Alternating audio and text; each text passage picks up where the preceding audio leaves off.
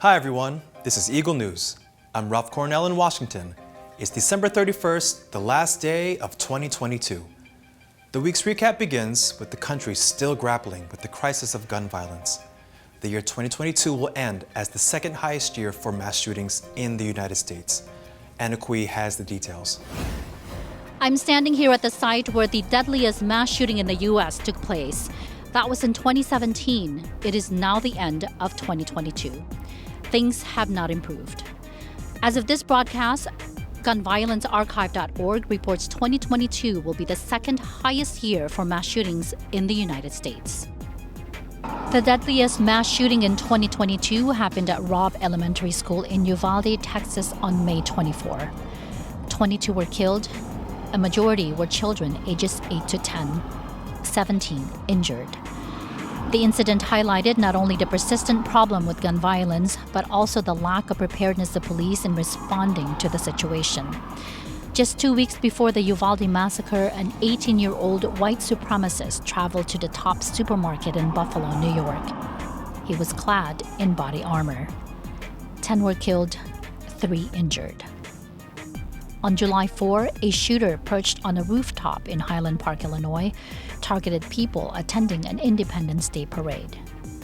8 were killed, 29 others wounded. In November, a Walmart store manager in Chesapeake, Virginia, killed 6 people before turning the gun on himself. He had worked at the store for 12 years. The list goes on. As of December 26, the Gun Violence Archive reports 639 mass shootings in the U.S. for 2022. The second highest since the Gun Violence Archive started keeping records in 2014. Many have called for stricter gun laws. Others want the focus to address mental health, which they attribute as the cause for these tragedies. Although the solution for mass shootings in the U.S. continues to elude the country's leaders, one thing many Americans agree on: something needs to be done. From Las Vegas, Nevada, Anna Kui, Eagle News. We live in extraordinary times. Only a few weeks after 2022 began, the war in Ukraine started. It shocked the world. Among Ukraine's allies is the United States. The U.S. has given billions of dollars in aid to the war-torn country. As the year ends, President Biden says U.S. support will be with Ukraine for as long as it takes. Rosel Feria has the report. On February 24 of this year, Russia launched a military invasion of Ukraine. 10 months later, Ukrainian President Volodymyr Zelensky makes his first overseas trip since the war started. His destination of choice, Washington, D.C., to meet with U.S. President Joe Biden. President Biden welcomes President Zelensky to the White House on December 21. The U.S. leader underscores the United States' unequivocal and unbending support for the war-torn country. He promises America is with Ukraine every step of the way for as long as it takes. Biden commends the Ukrainian people's unbreakable determination. But the Ukrainian people continue to inspire the world. I mean that sincerely. Not just inspire us, but inspire the world with their courage and how they have chose their resilience and resolve for their future. On the same day, President Zelensky addresses in person U.S. lawmakers at the Capitol. Zelensky says Ukraine did not fall. He emphasizes that U.S. aid to Ukraine is not charity. It has helped keep his country alive and kicking. Ukraine holds its lines and will never surrender. U.S. lawmakers honor the Ukrainian president with a standing ovation.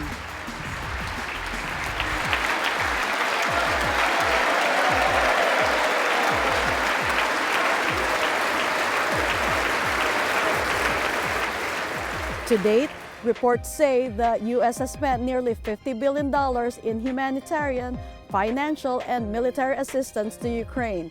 Reporting from outside the White House in Washington, D.C., Rosel Feria, Eagle News. We live in extraordinary times. The state of Pennsylvania will be receiving over $6 million in connection to the Biden administration's push to provide internet access to all. Mala Simbulan reports. In May of this year, the U.S. Department of Commerce announced the launch of the Biden-Harris administration's Internet for All initiative. This $45 billion investment aims to provide affordable, reliable, high-speed internet for everyone in America by the end of the decade. Pennsylvania is receiving $6.6 million from this initiative. These are the first funds to be awarded of the more than $100 million to be managed by the Pennsylvania Broadband Authority. Pennsylvania Governor Tom Wolf says Pennsylvania's lack of affordable, accessible broadband is one of the biggest challenges holding back the state's economy. With a clear picture of the current state of broadband in Pennsylvania outlined, the plan includes actionable steps to achieve universal broadband access. At present, there are up to 800,000 unserved Pennsylvanians when it comes to internet access. Myla Simbulan, Peekskill, New York, Eagle News. We live in extraordinary times. Since 1946, the United Nations has published its yearbook. The latest edition is the Yearbook of the United Nations 2015. It was released this year, and this volume will be the last. With the details, here's Janesh Agagas in New York. The United Nations has published the 69th and final volume of the Yearbook of the United Nations. This edition represents the most authoritative reference work on the activities and concerns of the organization in 2015. In his foreword, Secretary General Antonio Guterres says this final volume recounts the pivotal year in which the global community reached agreement on a number of crucial roadmaps for the future. This includes the 2030 Agenda for Sustainable Development and the Paris Agreement on Climate Change. With the release of this latest and last edition, the UN says the yearbook collection now spans the first 70 years of the activities and achievements of the organization.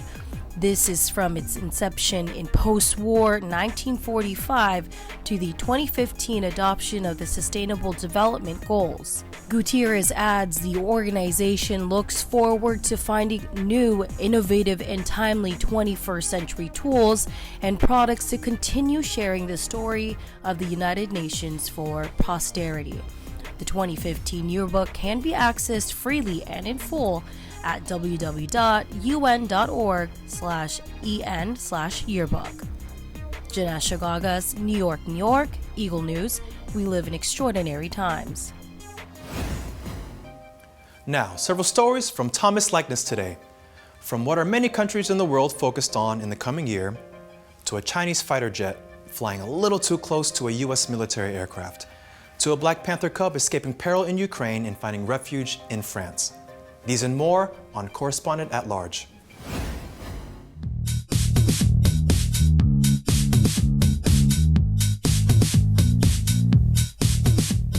And now news and commentary from around the globe.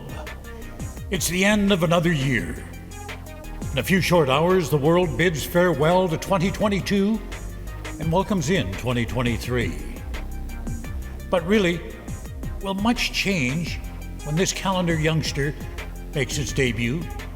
In many parts of the world, the focus will be on day-to-day survival instead of celebrating a new beginning. Calamities, starvation, disease, and war, they all carry over from the previous 12 months. And we're no closer to solving the world's problems. Peace is elusive. We're still walking on eggs as governments worldwide jockey for position and flex their military muscles, poking a stick at each other. Earlier this month, an incident over the South China Sea. You're seeing an example of it here in this just released footage. This is what the pilot of a U.S. Air Force surveillance aircraft saw. A Chinese Navy jet flew within 6 meters of the American plane. According to the U.S. Indo-Pacific Command, the Chinese plane flew in front of the nose of the American aircraft and then closely alongside it, forced it to take evasive action to avoid a mid-air collision. The Americans say they were conducting routine operations in international airspace when this incident took place. This comes as China continues to send large squadrons of warplanes over the sea toward Taiwan in a show of force. Beijing continues to claim sovereignty over the self-ruled island. As the year draws to a close, we say goodbye to Brazilian football legend Pele. He was regarded as the greatest player of all times. A three-time World Cup winner, the only one in fact. Cancer beat him this past Thursday. He was 89. Fans worldwide are mourning his death. The race to small continues. Bigger is not better when it comes to computer chips. This factory in Taiwan has started mass production of a 3-nanometer chip, the most advanced to come to the market. Now, how small is that? That's 3 billionths of a meter. I find that impossible to comprehend. A sheet of paper is 100,000 nanometers thick. A human hair? Well, between 50 and 100,000 nanometers. A 3-nanometer chip? That's tiny. The advantage of something that size? Well, these chips use less power, and that boosts battery life. And they pack a powerful processing punch, something needed in supercomputers, cloud servers, and many mobile devices. Oh, the company plans to go even smaller. Next is a 2-nanometer chip. A far cry from my first experience with computers. You know, in those days, it filled the entire floor of a building at the university I attended, and it just had a fraction of the computing power of my smartphone. A different kind of war refugee has escaped Ukraine.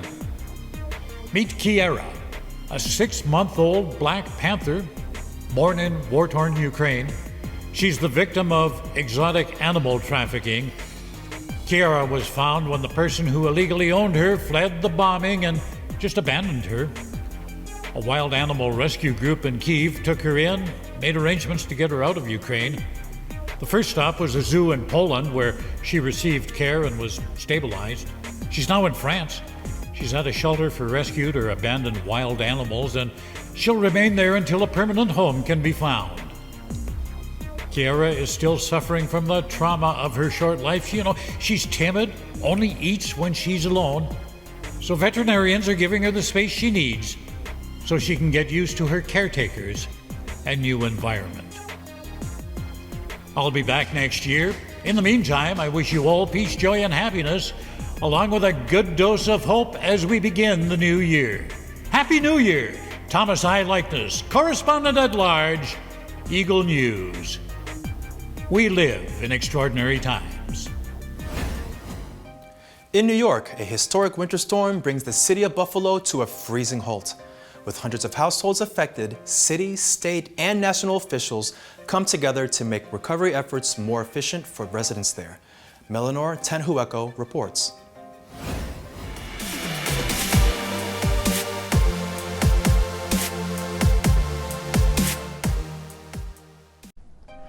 Residents in Buffalo, New York are digging out from a historic storm which began on Thursday. Buffalo was the epicenter of the crisis, buried under more than 4 feet of snow. Temperatures were expected to moderate across the eastern and Midwest United States on Tuesday, after days of freezing weather from the blizzard of the century. And this blizzard is the one for the ages. Certainly it is the blizzard of the century. And we are here to talk about our collaborative approach to dealing with this crisis. National Guard members and other teams have rescued hundreds of people from snow-covered cars and homes without electricity, but authorities have said more people remain trapped. At one point on Saturday, nearly 1.7 million customers were without electricity in the biting cold, according to tracker PowerOutage.us. There were still around 50,000 without power midday Monday on the U.S. East Coast. A travel ban remains in effect. We need people to stay off the roads. You will still get stuck out there. Many streets in the city of Buffalo are still impassable. The driving ban is still in place. Please do not drive in the city of Buffalo. As of Tuesday, the death toll in Buffalo due to the storm reached 31 fatalities. Governor Hochul is taking steps to ease the financial burdens on New Yorkers impacted by the storm, including making it easier and faster to process insurance claims, urging banks to ease check cashing restrictions, and calling on banks to waive ATM fees and withdrawal limits. She is also asking residents to report businesses selling goods or services for excessive prices. President Joe Biden approved the emergency declaration, which will provide immediate federal assistance to the impacted counties to support the state's ongoing recovery and response operations. Melanor Tanweka, Rochester, New York. Eagle News will live in extraordinary times. Disbelief, frustration, anger. These are just some of the not-so-nice feelings that thousands of air travelers are enduring together this holiday season. Why? Well, here are just a few of the many reasons. Canceled flights, lost luggage, missed celebrations, and nowhere to go. Who are they blaming?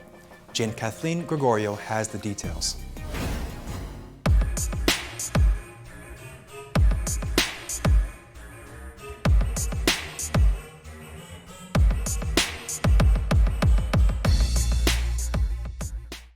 Due to severe weather, more than 10,000 flights across the United States were canceled during the busy December travel season. A majority of them were operated by Dallas-based Southwest Airlines.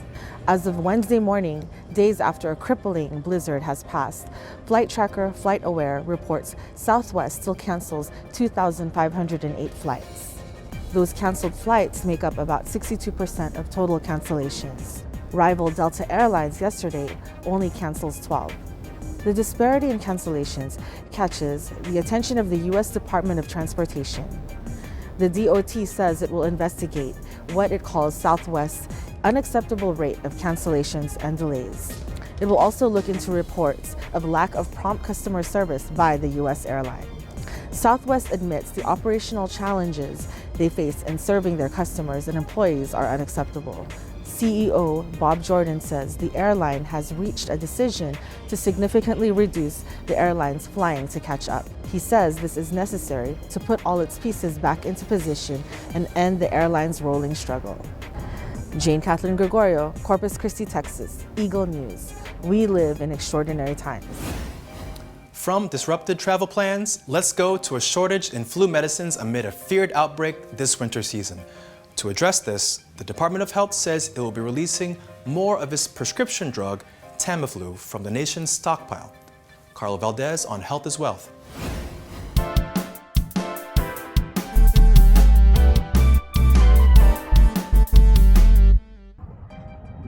The U.S. Department of Health and Human Services, or HHS, announces additional supply of the antiviral drug Tamiflu. This is in response to an increased demand for the prescription medication this flu season. HHS says jurisdictions will work with the administration for strategic preparedness and response regional teams to evaluate and request for Tamiflu. This will help ensure that states, territories, and tribes receive the assistance they need without affecting the nation's preparedness for a future pandemic flu.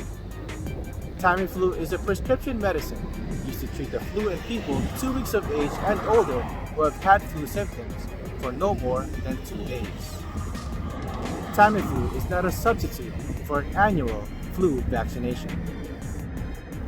The Centers for Disease Control and Prevention estimates that so far this season, there have been at least 18 million illnesses, 190,000 hospitalizations, and 12,000 deaths from flu here in the United States. Carlo Valdez, Union, New Jersey, Eagle News. We live in extraordinary times. Before dangerous asteroids can be deflected, there is a need to hunt them first. In a recent announcement, NASA says they are building a telescope to do just that. Here's Philip Toledo on Learning Curve.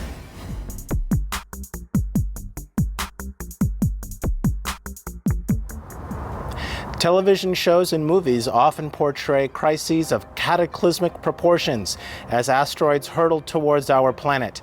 However, the threat is real, And NASA, for one, is taking steps to hunt down and destroy near-Earth objects. According to NASA, their Near-Earth Object Surveyor, or NEO surveyor, is now moving into a final design and fabrication phase. The NEO surveyor will be a space telescope with the purpose of searching for asteroids and comets that stray into our planet's orbital neighborhood. This will help NASA's Planetary Defense Coordination Office. It is the group responsible for discovering and characterizing at least 90% of the near-Earth objects more than 140 meters, or 460 feet across, that come within 30 million miles of our planet's orbit. These are objects that could cause significant damage if they impact Earth.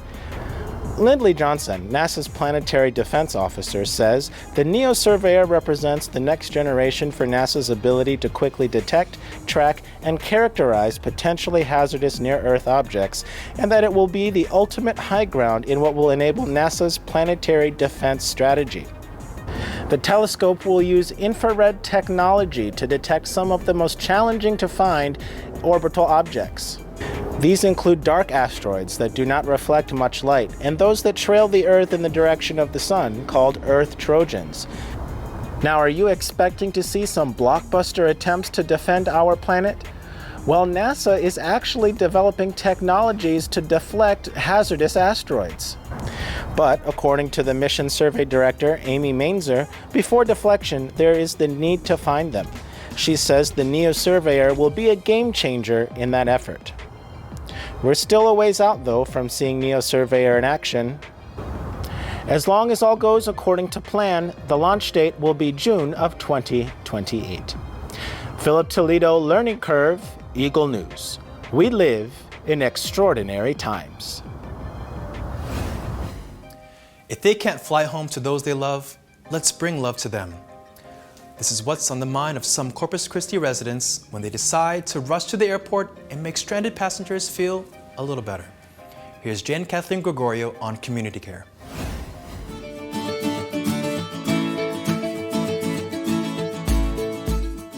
With thousands of flights being canceled due to bad weather and stranded passengers having to scramble for alternative transportation, one could imagine the stress and anxiety emanating from both sides of the ticketing counter as airline employees try to appease disgruntled customers. Despite the frustrations of the travel situation, we caught up with two local Corpus Christi residents who took it upon themselves to take those frowns and turn them upside down. Noticing the TV articles and just watching different events on social media, TikTok and Facebook, it showed me how in distress many people are due to the current situation with Southwest, meaning the employees being overwhelmed and the passengers and everybody else. So I just decided to call my girlfriend Becky this morning and say, we need to go do something.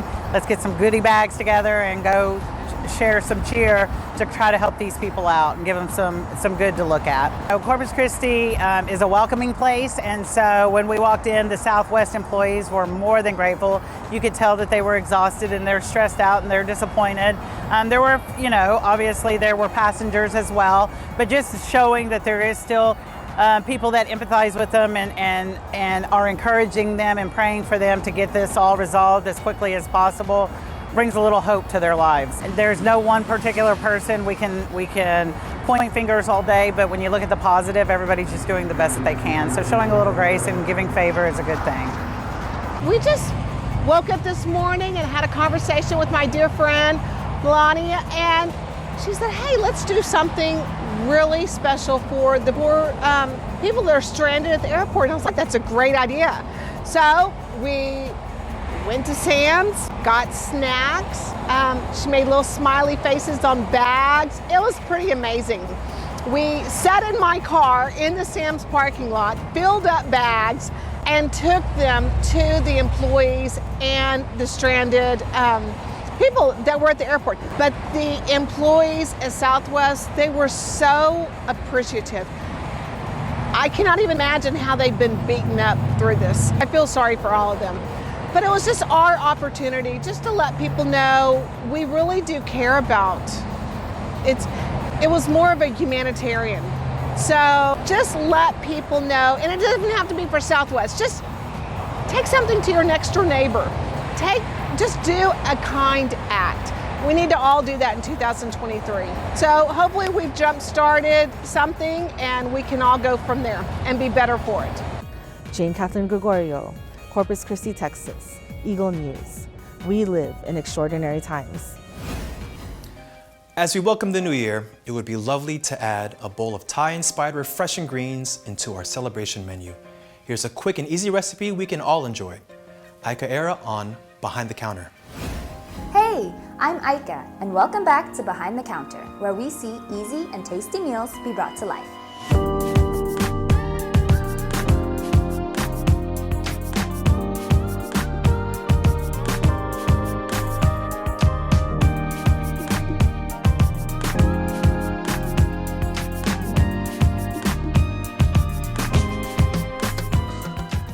For the end of the year, we'll share a healthy dish that'll toss you into the new year. Let's get into this Thai salad with cabbage.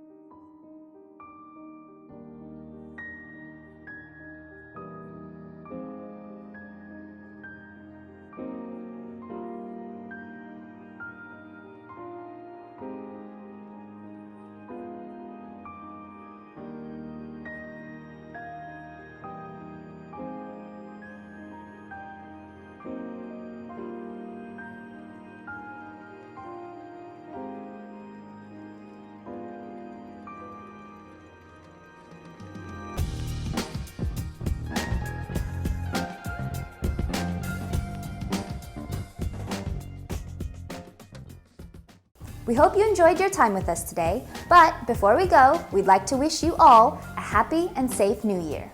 Check back here for full recipes, and if there's a dish that you'd like to see, let us know in the comments below. Catch us on eaglenewslive.com, on our Eagle News YouTube channel, and our Facebook page. Check back next time when we go Behind the Counter. Before we let you go, here's our photo of the week by J.C. Beltran, Arce. This is the Gardens by the Bay in Singapore. It prides itself as a prime horticultural attraction that educates and entertains spectators about plants rarely seen in the region. Awesome!